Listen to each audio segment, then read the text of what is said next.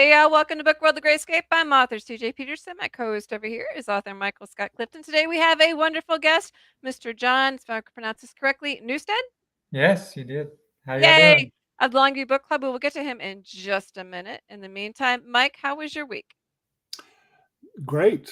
Spoke to the Creative Writing Club at Lindale High School yesterday, and much thanks to Brandy Bridges, the teacher, who is the sponsor of the Creative Writing Club, and they've had some very inquisitive students, and they ask a lot of questions, and I could tell that they are much more familiar with the elements of writing than one might expect. And it had a blast, and showed them books. We talked about writing. We talked about things to avoid, passive voice versus active voice. Tried not to spend too much time on the boring particulars, but they ask a lot of questions, and I really appreciated the opportunities to speak with them. Also got to meet with an old friend of mine, Jim Ritchie, who is chairman of the humanities department, I think now at TJC, Mhm. and he used to be at Chapel Hill. We were both there together. He coached there, and we taught together and coached together. And so it's wonderful seeing Jim and his wife Tony again. And but really had a great time. And the saying about how things comes in threes. Mhm. So this week, speaking engaged, I spoke to the Creative Writing Club yesterday in Lindale. Right. Tomorrow will be the Longview Art Walk, John, and then Saturday will be Dalton Days.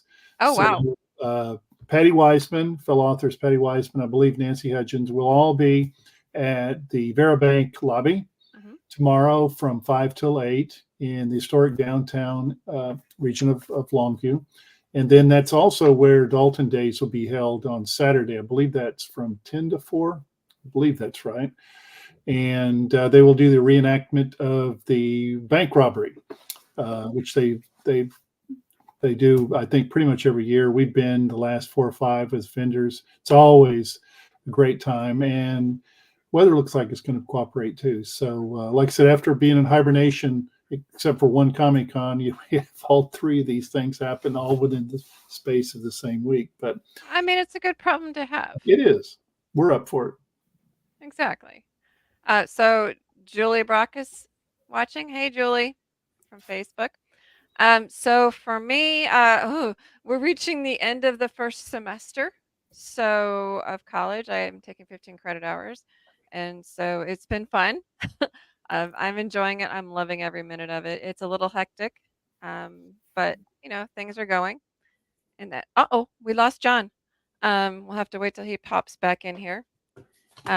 But in the meantime, I do have a Comic Con coming up in the first weekend of. Okay, John's back. Hi, John. There you go. I don't know what happened. I don't Hello. either. The first weekend in May Right. is the Longview Comic Con. It's now also known as the East Texas Comic Con. It's going to be in Longview, so you can look it up on Facebook as East Texas Comic Con. I believe Mike is going to be there. Yep. I will be running around on the floor like I usually am, running the Comic Cons.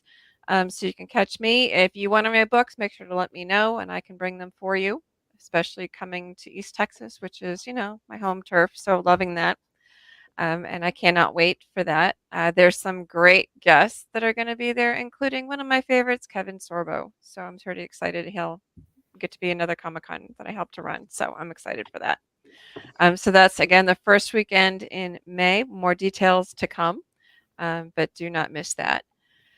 Let's see what else. I think that's about it. I have my summer and my fall schedule set up for college. It's going to be hectic but fun. Could be interesting. um, in the meantime, we have, like I said, Mr. John Newstead from the Longview Book Club. For those who are watching, the Longview Book Club's group Facebook group is link is going across the bottom of the screen, and it is also in the chat for those who are watching on YouTube. If you're watching on Facebook, it's going across the screen. Make sure to go in there and find them and follow them. John, can you tell us a little bit about Longview Book Club? Yeah. Longview. Thanks for having me, by the way, CJ and Mike. And excited about what y'all have coming up and all the stuff that you're doing to promote. I saw Mike last year and Patty at the Dalton Days, Mhm. so I've seen y'all there. So y'all gonna be in the same location, I'm guessing, right? Since it's right there. We'll be on the on the road Okay. next to the reenactment on Fredonia. Is that the Yeah. road? Yeah, Fredonia. Yeah. Awesome. So yeah. A little bit different location. Better. It sounds like a better location. Yeah. Good. Awesome. Sounds pretty central. Yep. That's where we were the last several years. And Patty and I, well, we're in bed. I don't know that Patty's going to be there. I didn't. She might be. I know for a fact that she's going to be at the art walk tomorrow. Okay. Oh yeah. Good. Yeah. So the Longview Book Club. It's a public book club. That's just basically the way I like to put it. It's Longview's. It's really Longview with apostrophe S book club. And so it's meant to be a resource as available for everybody to use. It can be you're promoting, your own personal book club through there. It can be you as an author promoting your books through there and where you're going to be and all those kind of things. And if I see an author sharing stuff like that, like if Mike's going to be somewhere like at the Art Walk or at the Dalton Days, and they're free to share that into the group. If I see it, I usually grab it and share it into the group as well. We have about 1,500 members in there, and these are your avid readers, people that are interested and like to read and want to stay up to date on what's going on in the reading world. So it's Longview's book club, but I call it Longview Book Club. But it's for everybody. Now, we talked in the beginning, and you said initially the book club that you were in was nonfiction. Is this one fiction as well? So this again, it's a Longview book club. So there's a bunch of different things that go in there. So right now we have two book clubs that we spotlight through there, which is the author spotlight, which is one that I actually lead on that one. The other one is the one with the bookstore that's there, Books and Barrels, that we utilize their venue. They have the Perfect Pair book club. Mhm. And then we had a Longview Leaders book club for a while. And so it's in the Longview Leaders was the personal development focus type book club. The author spotlight is spotlighting authors, local authors, and that means authors that are either live in East Texas now or are from East Texas. Right. And that's what I define as local. And it's only non-children books in that one too. So we don't do any children books just because we do it in the evening, not really suitable for that audience. And then, so that's the different ways. Now, when I started the book club, my first book club was through the Young Professionals of Longview. Mhm. And that book club that I led that one was purely, nonfiction, personal development, finance, things of my area of interest and expertise in that I like to do. How did you get the idea to actually start it? So one of the things was I'm a boomerang to East Texas. So I grew up and raised here in Longview, Gilmer area, Mhm. and I was gone for I don't remember how many years now, 13 years maybe, maybe a little bit longer, and we were able to get back. And when we moved back, I didn't know anybody, and one of the ways that I'm most people are surprised, like I'm introverted. I'm not an extrovert. And so I like to have deeper, more meaningful conversations. So when we're having conversations with somebody and I'm networking or whatever the case is, and we start getting into books, then I'm like, oh, I can let's talk. Like I'm excited about that. And that's what excites me. And so my friends that I had were people that were also, avid readers, and we would share books to read and talk about them. And so when I attended a Young Professionals of Longview day, they had an education day, and they talked about one of their pillars is education. Mhm. And Melanie Northcutt, who was over it, she was an avid reader, and she liked to read personal development, things like those type of books as well. And so I was like, I could fulfill this education pillar for you by doing a book club, and I get access to all the network through the Young Professionals of Longview that they already have. Since I don't know anybody, it's a great way for me to kind of to network, but to network on something that I enjoy. That's I'm not really smart.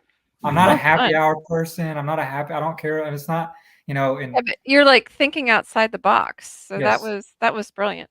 how Well to done. create my own networking group that I would want to go to Mhm. and attend to. So If you don't have the networking group there, create your own that you want. yes, So exactly. And utilize somebody else's network to Mhm. help build your network. So that's how it started, and that's the roots of it. so John, we were visiting earlier, and your book club is it sounds like it's non-traditional. You don't have to actually have read a book or a chosen book in order to attend the book club, correct? Yeah, this current one is which is the author spotlight series that we do. Mhm. That one you don't have to read, so it is non-traditional. It's a kickoff is the way that I describe it, and it's meant to you don't have to read before you come. And there's a lot of advantages to that style of a book club, especially for a public book club. If you're a close knit group and it's like six of your closest friends that use it as a way to get connected, and you're gonna read the book because it's part of the way to like connect and get together and stuff like that. It's different. But when it's a public book club where there's no requirement to enter, you can just show up and come when you can and have that kind of deal. Having a requirement to read the book beforehand becomes a barrier to Mhm. people coming. And so the style of the kickoff helps eliminate that. But there's a lot of other benefits to it. So so one of the advantage of it is the fact that you don't have the barrier. The second advantage of it is with the author spotlight, it allows me to focus on multiple genres. Mm-hmm. So because if you're a romance novel or you're a romance genre, or if you're a science fiction, or Mhm. you're young adult or whatever that genre that you normally fit in, you're going to come to those authors maybe that fit your typical genre. Right. But this allows you to come, and it's just an enjoyable time with other like-minded friends and family and stuff like that, and you get to hear about the authors. And what happens from that is it opens up other genres and other areas that people normally would not have considered. But now they hear the author and like, oh man, I like what Yeah. Mike said. I'm going to start reading, science fiction. I'm going to do those kind of things. I'm going to check that out. And then they realize, oh, I really like that genre. So since we're not doing a genre specific book club, the kickoff style is better. The other reason is I'm trying to promote community, Mhm. and in that I want to promote downtown Longview, if I can, as much as I want to be able to support downtown Longview, and also I want to support a local small business. So we have a local bookstore that's independently owned there, Yeah. and if you require them to read beforehand, they may buy their book other means, right? But if you're doing it as a kickoff, they're more likely going to buy it at that bookstore, Mhm. because now why buy it earlier and then have to remember to bring the book to get the author to sign it, or I may not even know if interested in the book because I haven't read it and it's not my typical genre. So it allows people to get there, they listen to the author, and they like, you know what, I really like this person, I like this, I like that, I'm going to buy the book, I'm going to get the author to sign it. And then it helps promote local book sales as well on top of that with that style. So a lot more advantages I can get into probably with it, but those are the main three reasons to do a kickoff style book club. And the Okay. bookstore is Books and Barrels, correct? Books and Barrels, yes. And So, yeah. I was gonna say, as an author, I have some questions. Yeah. So, how does that look? Like, example, I have 19 novels. So, is it I would just pick one and talk specifically about that book itself, or do you read a little bit of it? How does that work? So I turn that over completely to the author, and I let them decide how they want to promote their book, or how they want to promote their books or book. Like it's their choice. Mhm. Most of them will choose a certain book, and typically it's the latest book that they're wanting to Right. promote. That's the normal way to do it. But I've had some people that I'm trying to think if it was Dana Wayne or Mhm. Peggy McKenzie, right? I can't remember which one it was, but they picked their most popular book, the one that ended up being that may be their gateway book, as I Mhm. would say. Like it's something that, hey, this one appeals to the greatest mass of audience. Kind of like And a series, and it's like the beginning book sort of deal. Possibly that too. If there's a series, they may recommend that, because you do have that situation where it is maybe on their second or third book in the series, but you really need to read it in chronological order or whatever the case is. So it's all based on the author. I am as hands off on that process. All I tell you is you show up at this time. I'm gonna do an introduction. I'm gonna turn it over to you. We'll have Q&A, and we're done at 6:30. This is, and however you want to do it, which is absolutely cool because authors do different things. Right. Like, I mean, one author we had, she's a graphic artist. So she did like a huge, like nice presentation through graphics and had her artwork. And she showed how like her book, which is, in print, but she brings her art medium to it, Right. which created a whole new way to go about it. And then we had another one, which was actually a picture book, and it was a duo that did that. And they had a slideshow presentation to show the different pictures and the different parts of the book that they wanted to highlight. I remember over Mike's territory, Eric Staples with his book. His has like a martial arts he has a martial arts background. So he like demonstrated martial arts moves and showed how it worked within his stories and how that all came to be. And then you have your more traditional, where some may read an excerpt from there. I've had one do a portion of their audiobook because their audiobook was new. So they want to kind of show the audiobook off. And there was a bunch of different ways. And that leaving it open to the author, letting you show and speak to how you want the artist to experience, how you want the reader to experience it is as important, because part of the kickoff too, and part of just art in general, art is no longer static because of like we have technology right now. Like you can make it dynamic, and the dynamic piece shows like interesting things. Like, think of like somebody creating a painting, but they do a video showing you the creating of the painting, or they write a poem, but then they tell you the backstory to the poem, and they let you know about the things. I call them Easter eggs. Like Amy, who we just had yesterday, there was some Easter eggs in there. Like every day was a new chapter in the book, because every day is a new chapter. And I'm like, that's just like smart. That's brilliant. And then another one, the one that was the graphic, she used words in her book to mimic the scene. So for instance, if she's running through the woods, you hear a like you're running, like, and so she used words that made the sound. So it's like but you would never know this unless you like heard it from the author first, and they made it dynamic. So interesting. Well, you have a very, having done one of the presentations at the book club, it's very relaxed. And if you're an author, whether you've done plenty of presentations or just a few, I think that John, the Longview Book Club is it's laid back, and I mean that in a good sense. It's I really enjoyed it, and I really like the concept that you've described, particularly for authors presenting books, because I've known other book clubs, and my wife's been in part of a couple of them. And you're right. If you have to read a book, and the way a book club traditionally has been set up, so everybody reads the same book, then you have to discuss it at the next meeting. But half the time, you either haven't read the whole thing, or maybe you didn't even like it and you just stopped. So you're basically giving, from what I'm gathering from what you're saying, you're giving the author pretty much free rein to make a presentation in any way, shape, or fashion they would like to with any book, whether they have 1 or 100 that they've written, and just let them go with it. And, especially if you're a new author, I know Eric, is his first book. It can be a little intimidating if you've never really done something like that before. And to just be able to let your hair down, so to speak, and just go with the flow in your presentation, I think is great. And I like the concept, John, of how you set up the Longview Book Club. It's awesome. I appreciate that. And that laid back approach is also, like you're saying, that's another key component of that, because a lot of these authors, they are first time authors.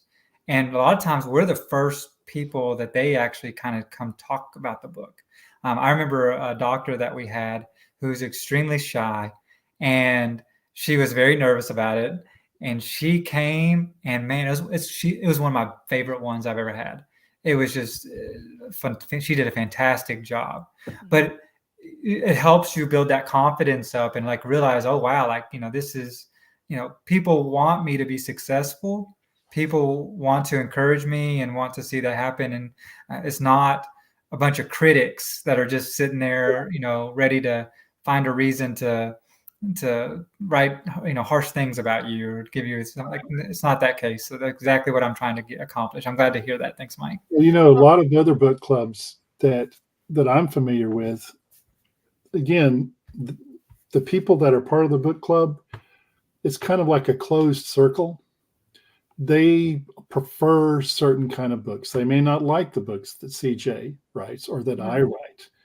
And by having kind of a wide open menu, if you want to call it that, for the Longview Book Club, the point you made about it exposes readers who may or may not like or ever read or were even familiar with a different genre, but the author's presentation may pique their interest because and I think that's great because I do think that traditional book clubs tend to look inward too much and you don't have a wider variety of genres or books that really come up. It's Mhm. romance, just mystery thrillers, but fantasy, science fiction, time travel, like in one of CJ's books, that may would never come up or never be a book that was picked to read. Yes, my Definitely. my wife, for instance, Peggy McKenzie, right? So she writes like romance, western type cowboy kind of thing. Not my wife's type of genre that she would read. She read it and loved it, and she's like Mhm. scoured all the Peggy McKenzie. Like, so it does. That's the hope. Is it also opens your mind up to other possibility of genres that you can explore and enjoy as well. You mentioned that it was at Books and Barrels in Longview, Mhm. Texas. You never mentioned when and time-wise. So What day and time? first Tuesdays, 5:30. And another thing that I do unique to this is, so we're booked out for the rest of the year right now. We're fully booked on the authors, and people want to know who's next, right? So one of the things I tell people, I never promote the next author till after the first author has, until the one coming up has went, because Mhm. I don't want to take any sort of the spotlight from that author. And they're like, oh, I'm not going to come to this one because I want to go to the next one. It's kind of like they start rationing, whatever it may be, or maybe they start talking about that. And it kind of came up when I had, a very well known author that came, and if I would have announced that author before, the next one, it would have just got drowned out in the other ones. So that's when I decided, and it happened early on. I was like, I'm not going to promote any authors or tell anybody who they are until after the last one has went, because it is about that specific author and I don't want to take away from it. So you Which got is to very follow cool. the Longview Book Club page, and I usually start promoting it about two weeks out, Mhm. because that tends to be, if I do it a full month out, it ends up getting watered down. I haven't noticed me marketing it longer that it actually affects the attendance. So two So do weeks you tends to be the so window do I you like. market the other author for those 2 weeks? So for instance, we just finished with Amy McCarty. So I marketed her for 2 weeks before the event. Mhm. Now the next author, I'll wait till we're 2 weeks till the next one, which will be May, the first Tuesday in May. Okay. Then 2 weeks out, I'll start before that one. I'll start marketing that one. Okay. So two Very weeks cool. tends to be the spot that where I get the best return for my investment in time for marketing it. Okay. And Well, also, I'm not annoying people too much about that. So, we have about 5 minutes left. If you would give advice to somebody who maybe wants to start their own book club, what would it be? so on the book club, what I would say, if you want to start the book club, do like I did. If you don't have a network of your own, and it depends on your objective. If you just want to do it with your close friends, that's pretty simple. You can just schedule a time. But if you want to do something more, like turn it into a networking thing, to meet people and do the kinds of things, I would try to plug into another group that will allow you to access their network to help build that up, and help them satisfy. Like, I went into it as, hey, y'all want to feel education as your pillar. Let me help you do that. And in turn, that's how that went. And then if you're going to do, the other part of it is you've got to utilize social media. You got to use technology. You have to put that out there.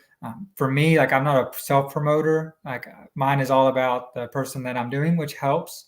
It helps to get it, when your why is not for serving yourself, but it's to serve others, and your purpose is stronger, it's easier to do some of the actions that you normally wouldn't do. As I mentioned, I'm introverted. Like, that to me is not the thing, but now it's tied to a why, it's tied to a deeper purpose. It allows me to kind of go through that. The other thing that I would say is, and this is with anything, is, if you're trying to measure, I have a thing that I always tell people, behaviors plus processes equal results. Okay. Don't focus on the results, because you're going to get dissatisfied very quickly. If you're caring about how many followers you have, how many likes and comments and shares and all those kind of things, those results, you're going to miss the mark. Focus on the behavior and the processes that drive the results, and focus on those. So one thing I tell authors all the time is, like, and a lot of them, what I would recommend to authors too, and people building book club, is utilize and understand that the book club meeting is just for you to get content. That's it. The 5 people in the room, the 20 people in the room, the 50 people in the room, the 100 people in the room does not matter. That is irrelevant. What you want is the content to come from that. So an example of that is after every book club meeting, I will do a video and post it on social media and share it out. I get over 3,000 views on every single one of those. What's the reel? The reel is just a recap of the meeting, just like just me taking videos of the meeting and then reposting on there. You can see them on the book club. Over 3,000 views on that. So, okay, you have 15 people there, but you had 3,000 people watch the video afterwards. That's what's important. That's your reach. The one famous person I had, like, we had over 800 people attending it live. Like, we couldn't even fill my Cobb probably if we wanted to do that. So don't worry about the people in the room. It's you learning. It's you able to learn how to publicly speak. It's you learn how to craft and tell your story, how to get that through.